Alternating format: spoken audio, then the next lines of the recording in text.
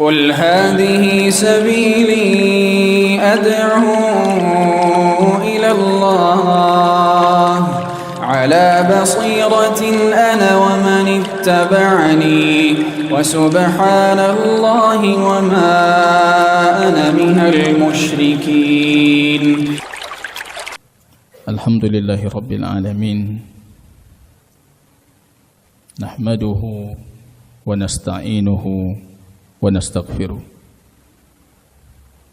ونعوذ بالله من شرور أنفسنا وسيئات أعمالنا، من يهده الله فلا مضل له ومن يضلل فلا هادي له.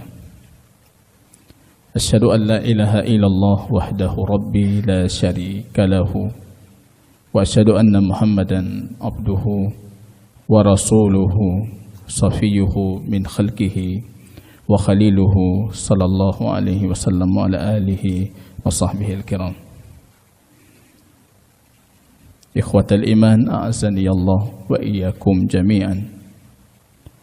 أوصيكم وإياي بتقوى الله، فقد فاز المتقون، حيث يقول ربنا جل شأنه في محكم تنزيله: يا أيها الذين آمنوا اتقوا الله حق تقاته ولا تموتن إلا وأنتم مسلمون. Kaum muslimin sidang jamaah salat maghrib yang diberkahi oleh Allah Subhanahu wa ta'ala, puji dan syukur kehadirat Allah. Selawat dan salam kita doakan kepada Allah agar tercurahkan kepada baginda Rasul sallallahu alaihi wasallam. Kaum muslimin dan muslimat jamaah salat maghrib yang berbahagia, dengan izin Allah Subhanahu wa ta'ala, kembali malam ini kita lanjut kembali kajian kita yang dijadwalkan sebelumnya di ba'da subuh setelah hari Sabtu. Oleh karena satu dan lain sebab, akhirnya kita pindahkan ke malam Sabtu ini. Mudah-mudahan tidak kalah berkahnya, tidak kalah semangat kita dalam mengkaji kembali apa yang harus kita ketahui dari akidah kita terhadap Allah, akidah kita terhadap Allah, akidah kita terhadap baginda Rasul, akidah kita terhadap apapun yang Allah perintahkan untuk kita imaninya. Kaum muslimin yang berbahagia, kita masih mengkaji kitab A'lam As-Sunnah Al-Mansyurah karya Syekh Hafidh Al-Hakami rahimahullahu ta'ala, atau yang lebih kita kenal dengan mi'atin soal wa jawab, 200 soal jawab tentang akidah Islam. Kaum muslimin yang berbahagia, masih berbicara tentang keimanan terhadap kitab-kitab Allah. Di pertanyaan ke Athalis wa Samanun 83 kemarin, kita berbicara tentang ma hukmu man qala bi khalqir Quran. Apa hukum bagi mereka yang mengatakan Al-Quran itu makhluk? Itu sudah kita kaji jamaah kaum muslimin. Barangkali ada yang ingin sedikit menjabarkan apa itu hukum bagi yang mengatakan Quran itu makhluk. Dari jamaah, di hadapan kita ini ada kitab yang akan kita hadiahkan kepada jamaah yang ikut serta, baik bertanya ataupun menjawab. Hukum kita mengatakan Quran itu makhluk, kafir itu. Kata saya berarti. Tentu kajian juga. Ya, Pak Jamal sudah pernah kita berikan bukunya. Bagaimana cara menjawab? Pernah kita sebutkan pada pertemuan yang lalu kisah dialog antara Bashir Al-Marisi, pentolan dari sekte Mu'tazilah di zaman Khalifah Al-Ma'mun. Di sisi Khalifah terjadi dialog antara beliau dengan Abdul Aziz Al-Makki, imam dari Ahlus Sunnah wal Jamaah. Ketika itu Abdul Aziz Al-Makki memberikan argumen logika yang menjawab argumen Bishr Al-Marisi yang mengatakan Quran itu makhluk.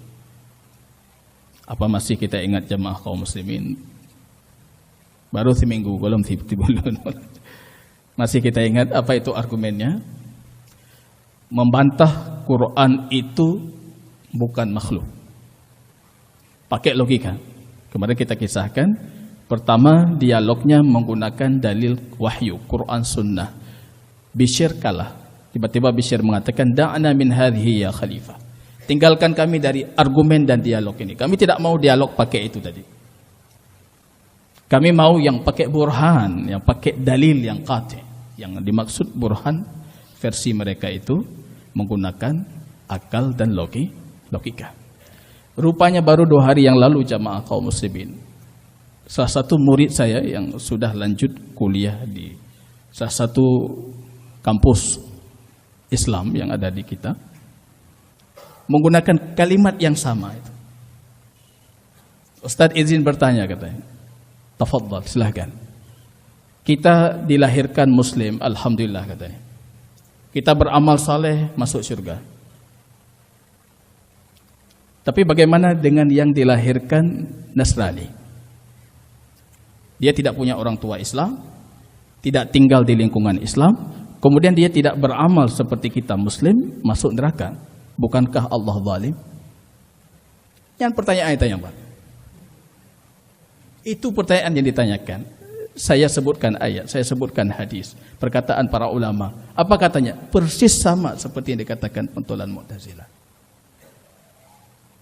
Ustaz, kami tidak terbiasa dengan itu. Baik lagi jawaban. Saya paham langsung itu maksudnya logika. Oh, kalau logika angkat telepon, saya bilang, saya telepon. Logika panjang, mungkin kita ketik. Angkat telepon, saya telepon. Kamu tahu saya punya banyak karyawan di sekolah. Contoh saja, saya punya 2 karyawan. Karyawan saya yang satu, dua-duanya saya janjikan, kalian bekerja dari pagi sampai malam, saya berikan upah 100.000. Tenggelam matahari ambil upah. Dah paham ini kisahnya? Paham Ustaz. Tenggelam matahari saya kasih upah. Si A 100.000, si B 100.000. Belum mereka berpaling, si A saya panggil lagi, sini lagi. Saya keluarkan 50.000, saya kasih lagi untuk si A. Saya bertanya ke dia, kira-kira kalau seperti itu, boleh tidak si B mengatakan saya menzalimi dia? Karena saya tidak memberikan dia 50.000. Tidak boleh kata dia. Tidak boleh Ustaz. Karena haknya sudah Ustaz tunaikan, berarti Ustaz sudah adil. Sedangkan lebih yang Ustaz berikan, yaitu suka-suka Ustaz. Seperti itu hidayah, saya katakan. Pendengaran dikasih sama, akal dikasih sama, otak sama dikasih. Berbicara, bertanya bisa. Alat itu sama, adil Allah. Tapi tentang hidayah, itu fadlullah, kelebihan yang Allah kasih. Apa kata dia? Alhamdulillah Ustaz, kaglah lah oleh, kaglah. Ayat Quran kita baca hanglah Pak. Hadis hanglah. Terus sabuh logika banget, entah dari mana muncul di kepala saya itu. Kaglah lah oleh katanya. Persis ini yang terjadi. Dan itu bahayanya kampus-kampus Islam kita hari ini. Nyai pernah ke anak katanya Pak. Ketika terjadi dialog Quran, mereka mengatakan, da'na khalifah, tinggalkan kami. Jangan dialog pakai ini lagi. Sekarang kita beralih ke dialog pakai argumen. Apa kata Imam Abdul Aziz Al-Makki? As'alu tas'aluni. Aku yang bertanya atau kamu yang bertanya? Bishr merasa di atas angin. Kamu bertanya saja. Saya pakai ulai mandum je jauh. Kira-kira seperti itu. Abdul Aziz mengatakan, kalau sekiranya Quran itu diciptakan, di mana Allah ciptakan? Allah ciptakan pada dirinya, itu kemungkinan pertama. Atau Allah ciptakan pada makhluk lainnya, itu kemungkinan kedua. Atau Allah ciptakan dengan sendirinya, dia berdiri sendiri sebagai makhluk sendiri. Kalam Allah itu satu makhluk tersendiri yang tidak terikat dengan makhluk lain. Ketika itu Bishr langsung tahu dia, oh ini nggak bisa dijawab ini. Itu argumen kita ketika kita berhadapan dengan orang yang mengatakan Quran itu makhluk. Dan kalimat ini didengungkan lagi di kampus-kampus kita. Inna ja'alnahu Qur'anan Arabiyya. Kami menjadikan Quran itu bahasa Arab. Berarti Allah menjadikan Quran. Itu yang pernah saya dengar dari lisan salah satu dosen kita di sini. Berarti Quran itu dijadikan. Ya, begini bahasa Arabnya ja'ala itu selalu berarti khalaqa, menciptakan. Padahal ja'ala itu baru berarti menciptakan kalau objeknya cuma butuh satu. Tapi kalau dua objek itu artinya menjadikan, bukan bentuknya menciptakan. Kalam Allah, sifat untuk Allah. Dalam kitab kita kemarin disebutkan hurufnya milik Allah, maknanya milik Allah, suaranya milik Allah. Jangan katakan Quran kalam Allah tanpa suara, tanpa makna, tanpa huruf. Yang pegang Quran milik Allah, na suara, na huruf, na makna, itu Wahabi. Itu buku kurikulum nasional itu. Kurikulum nasional, ilmu tauhid dan ilmu kalam. Kelas 3 aliyah. Quran kalam Allah. Ada 6 pendapat. Pendapat ke-6 pendapat Wahabi Salafi. Ada huruf, ada suara, ada makna. Bagi mereka apa? Quran itu kalam Allah, tapi ada pada diri Allah, azali. Azali. Tidak ada huruf, tidak ada suara, tidak ada apa. Karena kalau ada huruf nanti bismillahirrahmanirrahim, sin itu lahir setelah bi, mim lahir setelah sin. Berarti dia lebih tidak datang pada waktu yang sama. Ini terperbaharui, baru, lebih baru. Baru itu sifat makhluk. Menggunakan argumen dan logika-logika tersendiri, kemudian mengharuskan kita meyakini dan membenarkannya. Begitu jamaah kaum muslimin, tapi akidah kita itu kalam Allah. Dengan hurufnya, dengan suaranya, dengan makna yang di dalamnya. Itu semuanya kalam Allah. Kita tulis pakai tangan kita, tulisan kita itu makhluk, tinta itu makhluk. Kita baca pakai lisan kita, suara kita itu makhluk. Tapi yang kita suarakan, yang kita bacakan, atau yang kita tuliskan, itu bukan makhluk, itu kalam Allah. Dengar nangguk di bandar tebir, kamu Mu'tazilah. Yang ngedrop syubhatnya, jawabannya nggak ditangkap. Syubhat yang termakan keluar jadi Mu'tazilah. Begitu jamaah kaum muslimin rahimani wa rahimakumullah. Kita lanjutkan fi suali ar-rabi' wa thamanun. Pertanyaan ke-84, hal sifatul kalami dzatiyatun aw fi'liyah? Sifat kalam bagi Allah itu sifat dzatiyah atau sifat fi'liyah.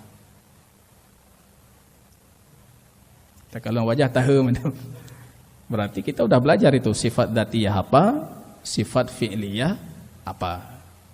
Mungkin ada yang mau berpartisipasi menjelaskan sedikit kepada kita jamaah apa itu sifat dzatiyah dan apa itu sifat fi'liyah. Karena ini pertentangan antara Ahlus Sunnah dengan Asy'ariyah. Ini masalah ini, kalau kemarin itu sifat Quran itu kalam Allah atau makhluk, itu antara kita dengan Mu'tazilah. Kalau kita sudah sepakati itu kalam Allah, berarti kita sama dengan Asy'ariyah. Tapi beda di turunannya. Sifat kalam itu sifat dzatiyah atau sifat fi'liyah? Atau dzatiyah fi'liyah? Dzatiyah berarti tidak bisa.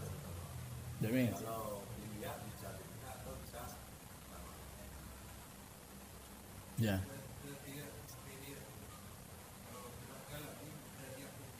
Ya, ini sifat kalam itu dzatiyah fi'liyah.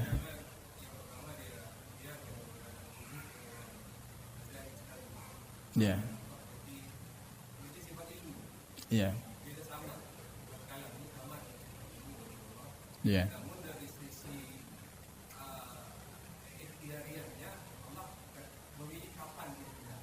Kapan Allah mau berbicara, Allah berbicara berkaitan dengan iradah dan kehendaknya Allah. Jadi sudah dijelaskan tadi oleh Pak Jamal, sifat dzatiyah itu maksudnya sifat la tanfaq anillah, yang tidak mungkin terpisah dari Allah. Ilmu tidak mungkin ada satu durasi masa atau tempat yang Allah tidak disifatkan dengan ilmu. Berarti itu dzatiyah. Termasuk ke dalamnya sifat wajah, sifat tangan, sifat lain-lain itu sifat dzatiyah yang tidak mungkin terpisahkan dari Allah. Kalau sifat fi'liyah itu sifat berkaitan dengan kehendak Allah. Kapan Allah berbicara, Allah kehendak, Allah berbicara. Innama amruhu kun fayakun. Itu tiap hari terjadi, kun fayakun. Sampai hari kiamat nanti kita akan berbicara dengan Allah. Mohon sama Allah supaya kita termasuk golongan yang Allah ajak bicara. Wala tukallimuni, jangan kalian berbicara kepadaku, itu hina sekali. Itu kondisi yang sangat hina bagi makhluk ketika Tuhannya penciptanya mengatakan kalian jangan berbicara denganku. Kondisi paling hormat bagi kita, dan itu yang kita mohon kepada Allah. Dengan akidah kita tentang sifat kalam Allah, kita mengagungkan sifat ini, dan kita mengatakan yang tidak bisa berbicara itu kekurangan. Allah mencela patung yang dibuat oleh kaum Nabi Musa itu. Lahu khuwar la yukallimun. Patung yang mereka buat dari perhiasan mereka, dari emas yang mereka miliki, tapi patung itu tidak bisa berbicara. Sifat kalam bagi Allah itu sifat kesempurnaan. Dan kesempurnaan bagi kita jamaah kaum muslimin ketika besok di hari kiamat Allah berbicara dengan kita. Maka hati-hati dengan akidah ini. Biar sampai roh takkan Allah hana pegah balik. Jadi apa pentingnya Allah mengatakan ada kaum Allah tidak ajak bicara, kalau memang Allah tidak akan berbicara. Kullu yaumin huwa fi sya'nin. Setiap hari Allah dalam kesibukan kegiatannya. Ada perbuatan-perbuatan kemuliaannya dan kesuciannya. Perintahnya tiap hari itu. Maka kita yang punya akidah ini harus kita buahkan akidahnya. Kita menginginkan dari Allah itu perintah kebaikan untuk kita. Kita mengharapkan dari Allah besok di hari kiamat kita bukan kaum yang Allah menghijab dirinya dari berbicara dengan kaum itu. Ya'ti yaumal qiyamah unasun, akan datang satu kelompok kaum itu. Yunajihimur rabbuhu, Allah akan berbisik dengan mereka besok di hari kiamat. Yuhai kitanya berbisik dengan kita. Alasta fa'alta hadza, bukankah kamu yang melakukan itu? Kita tertunduk lesu mengatakan na'am ya Rabb, ya saya yang buat itu. Alasta fa'alta, bukankah kamu yang melakukan? Na'am ya Rabb. Sampai kita berfikir kita udah celaka, ini neraka tempat. Punya getanya mandum na'am, neraka tempatnya. Rupanya ketika itu Allah berfirman mengatakan, sattartu anka fid dunya, aku tutupi itu di dunia kepadamu, dan hari ini aku ampunkan. Itu kondisi paling beruntung. Itu kondisi yang selalu kita harapkan. Menyahan lebih paling kurang posisi orang itu, posisi hamba itu. Kalau bukan lebih dipuji-puji terus besok di hari kiamat, paling kurang kondisi yang membuat kita sangat takut. Rupanya tiba-tiba Allah curahkan pengampunannya. Itu kondisi paling beruntung. Maka hati-hati dengan akidah ini. Yang sampai kita menjadi bagian dari kaum yang mengatakan Allah tidak berbicara. Allah tidak berbicara lagi. Yang ada pada Allah cuma sifat kalam, sifat azali yang ada pada diri Allah, sifat nafsiyah. Tanpa huruf, tanpa makna, tanpa suara. Itu akidahnya Asy'ariyah. Jibril menangkap apa yang ada pada diri Allah, kemudian menuturkan dengan lisan Jibril. Maka Quran itu ibarah dari kalam Allah. Itu akidahnya Asy'ariyah. Maka masyarakat kita kasih tahu ini akidah Asy'ariyah dalam pembahasan kalam seperti itu. Kalau kata Syekhul Islam Ibn Taimiyah dalam Majmu' Fatawa, mereka meyakini Allah itu punya sifat kalam, tapi hakikatnya mereka tidak meyakini. Dipegang lagi kalam Allah tanpa huruf, tanpa suara, yang ada pada diri Allah itu saja. Fal'iyadzubillah, orang bisu pun dia punya kalam nafsi.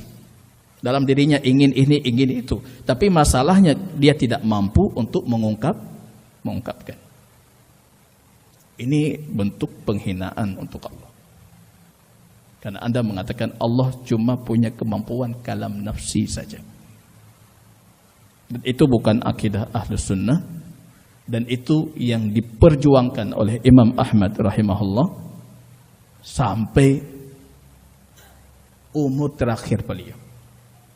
Quran itu kalam Allah hakikat. Minhu bada wa ilaihi ya'ud. Bermula dari Allah tanpa permulaan, dan Quran itu akan kembali kepada Allah. Daimun bilantiha, atau bahasa Imam Tahawi itu daimun bilantiha, qadimun bilabtida. Sifat kalam itu sifat qadim, sifat azali, tanpa ada permulaan bagi Allah. Qadimun bilabtida, tidak ada permulaan. Kalau kita berbicara ini ada permulaan. 1 tahun kita belum bisa berbicara, 2 tahun belum bisa berbicara, tahun ketiga kita bisa berbicara. Tapi bagi Allah sifat kalam itu bilabtida. Daimun bilantiha.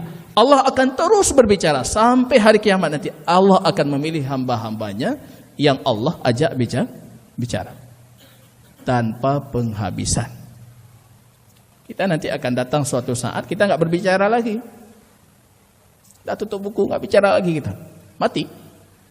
Tapi bagi Allah itu daimun bilantiha.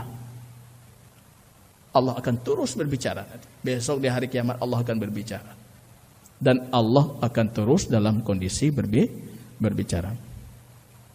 Ini yang dimaksud pernyataan para imam Ahlus Sunnah yang mengatakan sifat kalam bagi Allah itu sifat dzatiyah dari satu sisi, karena itu terus melekat dengan Allah, dan sifat fi'liyah dari sisi yang lain, karena Allah akan terus berbicara kapan Allah kehendaki. Kapan Allah kehendaki, Allah akan berbicara. Ini bagi Asy'ariyah ini nggak boleh. Kalau misalnya Allah berbicara hari ini, berarti itu terjadi sesuatu yang baru pada diri Allah. Sesuatu yang baru itu sifatnya makhluk. Nggak boleh bagi Allah. Jadi kalam Allah apa? Kalam Allah yang ada pada diri Allah itu sudah semuanya itu di situ. Tidak pernah keluar seperti apa kalam itu, tidak ada. Seluruhnya ada pada diri Allah. Cuma Jibril menangkap apa yang ada pada diri Allah. Memang antum tadi dengar laginya, malamnya tadi dengar. Nah, ulang laginya.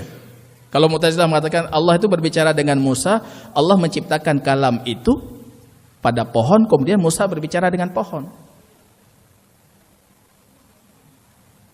Allah berbicara dengan Musa pertama, Allah ciptakan kalam itu pada gunung Tursina, kemudian Musa berbicara dengan gunung. Itu cara orang Mu'tazilah. Itu kembali semua kepada argumen dasar mereka tentang sifat-sifat Allah.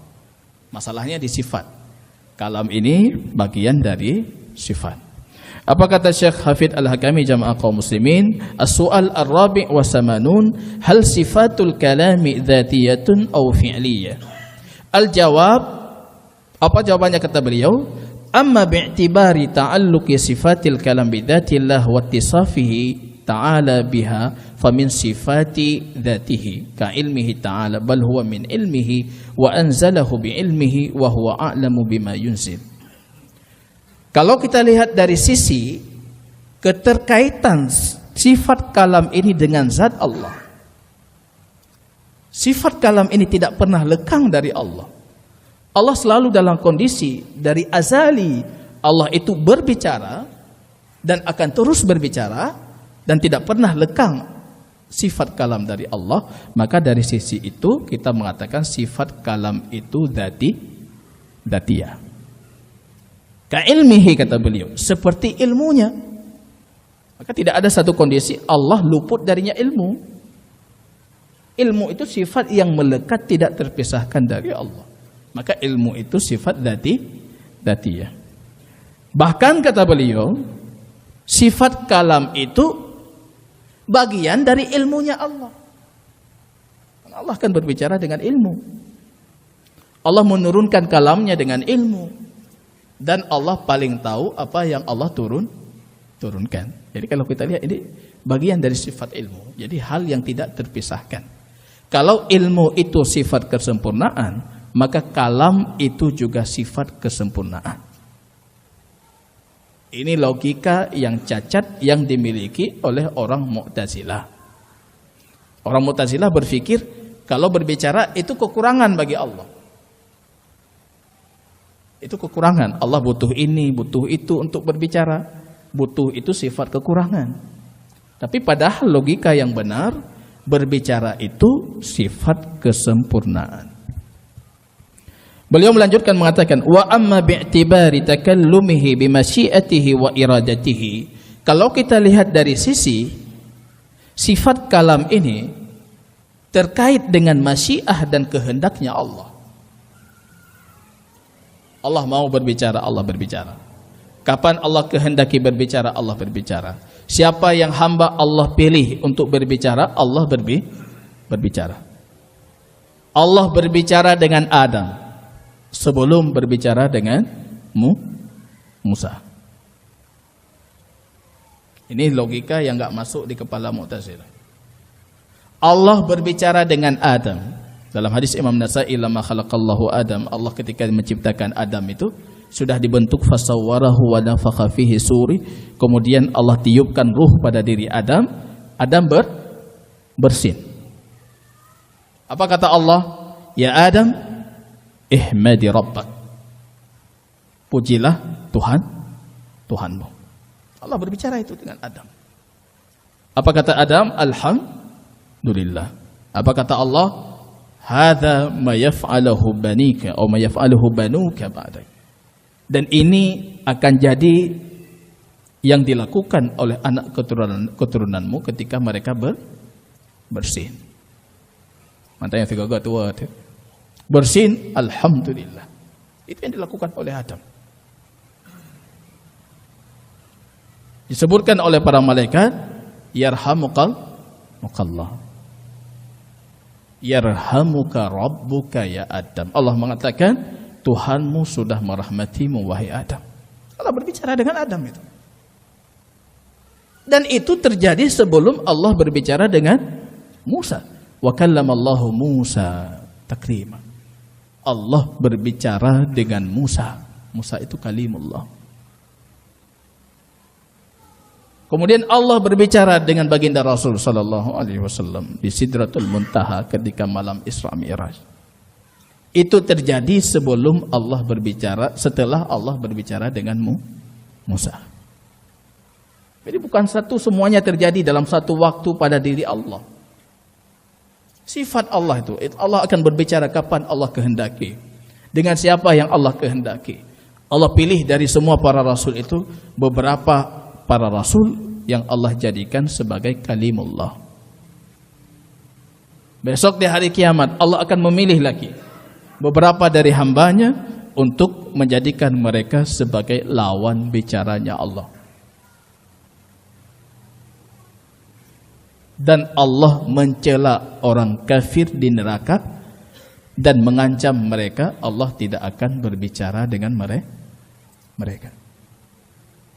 Rupanya kalau kita teliti Quran lebih lanjut, Allah tidak akan berbicara dengan mereka dengan pembicaraan kemuliaan, tapi akan berbicara seperti dalam Al-Quran dengan ucapan-ucapan penghinaan. Tapi Allah berbicara juga dengan ahli neraka, tapi berbicaranya Allah dengan ahli neraka itu azab bagi mereka. Dan Allah akan berbicara dengan kita ahli surga. Kalau hadis Musnad Imam Ahmad, idza dakhala ahlul jannati jannah. Kalau ahlu surga itu sudah masuk surga, ahli neraka masuk neraka. Allah memanggil semuanya untuk melihat. La tarawna rabbakum, kalian akan melihat Tuhan kalian. Sebagaimana kalian melihat bulan purnama ini tanpa kalian harus berdesakan. Ketika itu Allah bertanya, har radhitum, apa kalian sudah ridha dengan apa yang aku berikan? Ahli dunia masuk surga, apa yang enggak ridha? Ya Rabb, faqad wafaita. Engkau sudah penuhi apa yang engkau janjikan, bahkan lebih. Apa kalian butuh sesuatu? Kita semuanya mengatakan nanti insya Allah dalam surga. Kita mengatakan tidak butuh. Sudah cukup, ini sudah lebih. Kita berpikir surga itu nikmat terbesar ya. Ketika itu Allah menyembelih kambing, dan kambing itu adalah kematian. La mauta ba'dah. Ini enggak ada lagi mati-mati setelah ini. Enggak ada lagi mati. Yang masuk neraka kekal abadi, yang masuk surga kekal abadi. Kemudian Allah baru menyingkap hijabnya dan kita akan melihat Tuhan kita seperti apa adanya. Itu sifat ru'yah.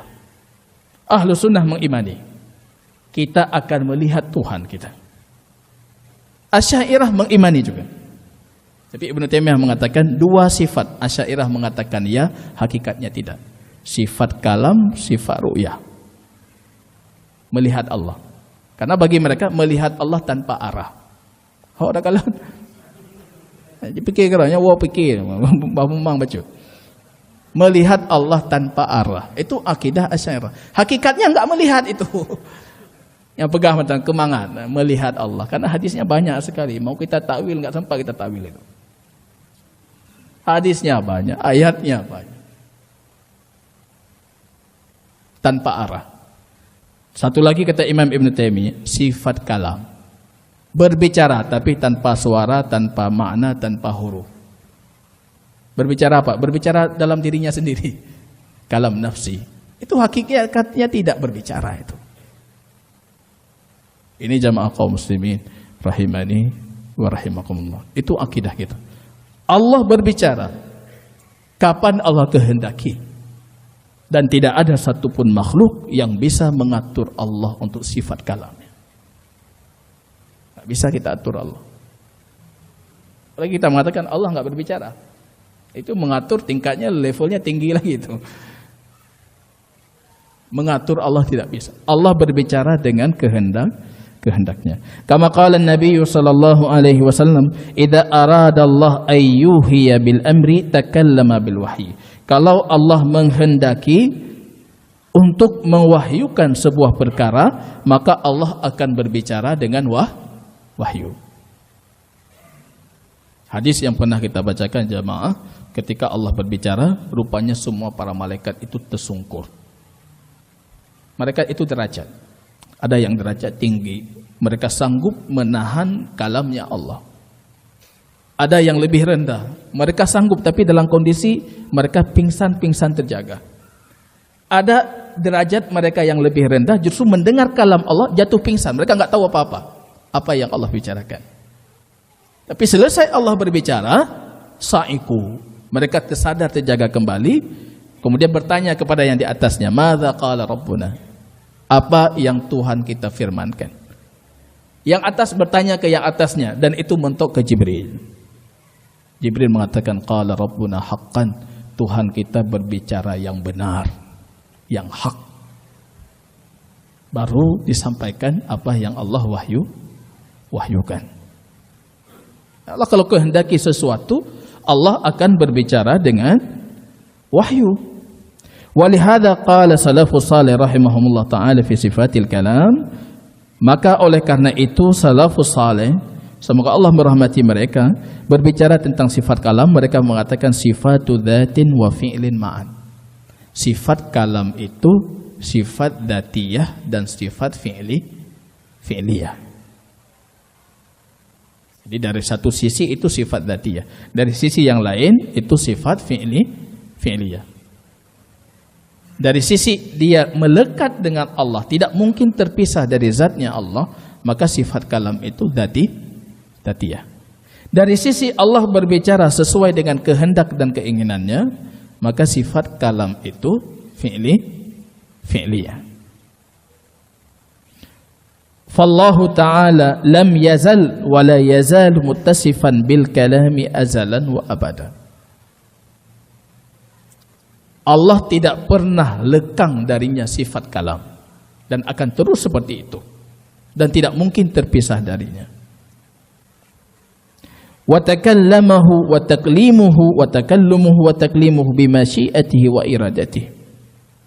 Ketika Allah berbicara ataupun Allah mengajak hambanya berbicara, itu semuanya terjadi karena masyiat dan iradah, keinginannya Allah. Fayatakallamu idza syaa'a mata syaa'a wa kaifa syaa'a. Allah berbicara seperti apa yang Allah kehendaki, kapan Allah kehendaki, dan bagaimana Allah kehendaki. Jadi kaifiatnya bagaimana Allah kehendaki. Kita tidak punya ilmu tentang kaifiat sifat kalam ini. Jadi kaifiyahnya itu kita kembalikan ilmunya kepada Allah. Kiban Allah. Mengharuskan punya lidah, mengharuskan punya gigi, mengharuskan punya tenggorokan, itu tidak mengharuskan. Dan kita sudah membuktikan hari ini ada yang berbicara tanpa harus punya lidah. Tembok ini berbicara, al-hajaru tusabbih, batu itu bertasbih. Makhluk-makhluk yang benda-benda mati itu memuji Allah. Mereka tidak punya lidah, tidak punya tenggorokan. Wallahu ajal wa a'la. Allah lebih mulia, lebih agung dari segala itu. Maka kita kembalikan kaifiatnya kepada Allah. Seperti apa? Hanya Allah yang tahu. Wa kaifa syaa, bagaimana Allah kehendaki? Bi kalamin, dengan kalam, yasma'uhu may yasha, yang bisa didengarkan oleh siapa yang Allah kehendaki. Rupanya malaikat saja bukan semua bisa mendengar kalam Allah. Hanya malaikat yang Allah kehendaki bisa mendengar kalam Allah. Manusia di dunia bukan semua mendengar kalam Allah. Cuma 1, 2, 3 nabi saja yang Allah kehendaki untuk mendengar kalam Allah. Wa kalamuhu sifatuhu la ghayata lahu wal intiha. Kalam Allah itu sifat bagi Allah yang tidak ada permulaan dan tidak ada pengakhiran. Dia tanpa permulaan, tanpa akhiran dia. Allah terus melekat dengan zatnya Allah dan tidak terpisahkan. Gitu jamaah kaum muslimin rahimani wa rahimakumullah. Apa kata Allah? Allah berfirman, "Qul law kana al-bahru midadan li kalimati rabbi lanafidal bahru qabla an tanfada kalimatu rabbi." Katakan wahai Muhammad, kalau sekiranya lautan itu Allah jadikan sebagai tinta untuk ucapan-ucapan dan kalimatnya, maka laut itu akan habis sebelum kalimat Allah itu habis. Kalam Allah itu luar biasa. Tidak akan pernah putus, tidak akan pernah terlekang. Allah mengatakan kalau sekiranya lautan itu jadi tinta untuk menulis kalam Allah, maka lautan itu sudah habis, kalam Allah belum habis. Antan fada kalimatur walau ji'na bimislihi badada, walaupun kita jadikan laut lain lagi sebagai tinta lagi, kita tambah laut lagi, tambah lagi. Laut yang ada di dunia ini kita kali lipat lagi. Semua yang kita jadikan tinta untuk kalam Allah, maka kalam Allah belum habis, laut itu sudah habis sebagai tinta. Kulla yaumin huwa fi sya'an. Setiap hari Allah dalam sya'an, dalam kegiatannya. Bahasa sederhananya dalam kesibukannya. Amruhu kun fayakun. kita buahkan akidah ini jamaah. Jadi ketika Anda kesusahan, Anda mengharap Allah berbicara dengan kalamnya yang membawa kemudahan kepada kita, memerintahkan para malaikatnya untuk mempermudah urusan kita. Ini buah dari keimanan kita terhadap sifat kalam. Karena kita tahu Allah berbicara, kita meyakini itu Allah akan memerintahkan untuk kita kebaikan. Itu buah dari akidah. Al-Kahfi 109. Walau annama fil ardi min syajarati aklamun wal bahru yamudduhu min ba'dihi sab'atu abhurin ma nafadat kalimatullah. Kalau sekiranya yang ada di bumi itu dari pohon-pohon itu semuanya kami jadikan sebagai pena, dan laut itu sebagai tintanya, dan kami kali 7 lautan. Enggak cukup 1 laut yang ada di dunia, 7 kali. Sungguh itu akan habis sebelum kalimat Allah itu habis. Sebelum kalimat Allah itu habis. Jadi kalam Allah itu bukan Taurat, Zabur itu saja. Itu dari kalam Allah. Tapi kalam Allah akan terus sampai hari kiamat. Allah akan terus memiliki sifat kalam ini. Quran surat Luqman ayat 27. Wa tammat kalimatu rabbika sidqan wa adla la mubaddila li kalimatihi wa huwas samiul alim. Sudah sempurna kalimat Tuhanmu dengan kebenaran, dengan keadilan, dan tidak ada yang bisa menggantikan kalimat Tuhannya. Wa huwas samiul alim, dan Dia Maha mendengar dan Maha mengetahui. Qadimun bila ibtida, daimun bila intihad. Jadi ketika ditanyakan apa akidah Anda tentang sifat kalam, kita mengatakan sifat kalam itu qadimun bila ibtida, azali tanpa permulaan, daimun bila intihad, akan terus menerus, tidak lekang dari Allah tanpa ada akhirat. Allah akan terus berbicara dengan kehendaknya. Innama amruhu idza arada syai'an kun fayakun. Perkaranya kalau Allah kehendaki sesuatu, Allah tinggal mengatakan kun fayakun. Begitu jamaah kaum muslimin rahimani wa rahimakumullah. Kita tutupi sedikit dengan pertanyaan selanjutnya yang sangat ringkas. Dah ini azan. Ya, karena sering orang mengatakan gaduh bah kalam Allah. Itu masuk WA ke saya itu. Iran gaduh dengan sifat Allah, gaduh dengan istiwa, gaduh kalam Allah. Seolah itu hal yang disepelekan. Kupu berbicara tentang itu. Karena banyak di luar sana yang tidak mau mengatakan itu kalam Allah bukan kalam Allah, azali bukan azali, itu waqifah. Mereka berhenti, wallahu taala alam bisawab. Quran yang kalam Allah, wallahu alam. Mereka tidak mau mengatakan ya atau tidak. Itu kelompok namanya al-waqifah. Yang lari dari kenyataan kemudian memilih untuk tutup mulut, tidak mau berkomentar. Dan nanti akan kita bacakan, rupanya mereka itu hukumnya kata Imam Ahmad sama seperti hukum orang yang mengingkari Quran itu kalam Allah dan mengingkari sifat kalam untuk Allah. Wallahu ta'ala alam bisawab. Maka kita buka pertanyaan atau sudah ini?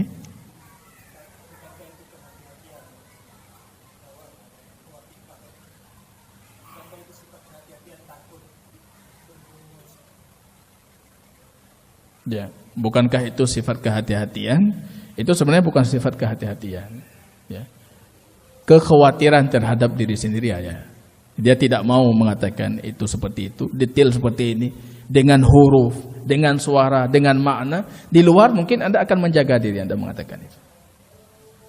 Allah berbicara dengan hurufnya, dengan suaranya, dengan maknanya. Karena mayoritas yang di luar mengingkari Allah berbicara dengan huruf, suara, dan makna. Itu bukan kehati-hatian, bukan kehati-hatian takut salah.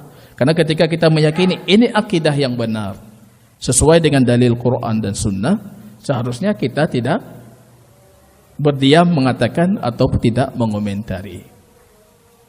Lain halnya Anda takut terhadap jiwa Anda, kemudian dalam kondisi tertentu menjaga ungkapan dari akidah ini, itu bagian dari rukhsah yang Allah ringankan dalam kondisi tertentu. Nah, anjak merangkah hati. Tapi ketika Anda meyakini ini yang benar, secara akidah Anda tidak boleh lagi berwakifah. Tidak boleh lagi mengatakan wallahu a'lam. Kecuali Anda memang jahil, nggak tahu Quran itu sifat kalam seperti apa. Jadi tugas dari Anda itu pelajari sifat kalam itu seperti apa, Quran itu seperti apa. Wallahu ta'ala alam bisawab. Barakallahu fikum. Subhanakallahumma bihamdika asyhadu an la ilaha illa anta astaghfiruka wa atubu ilaik. Assalamualaikum warahmatullahi wabarakatuh.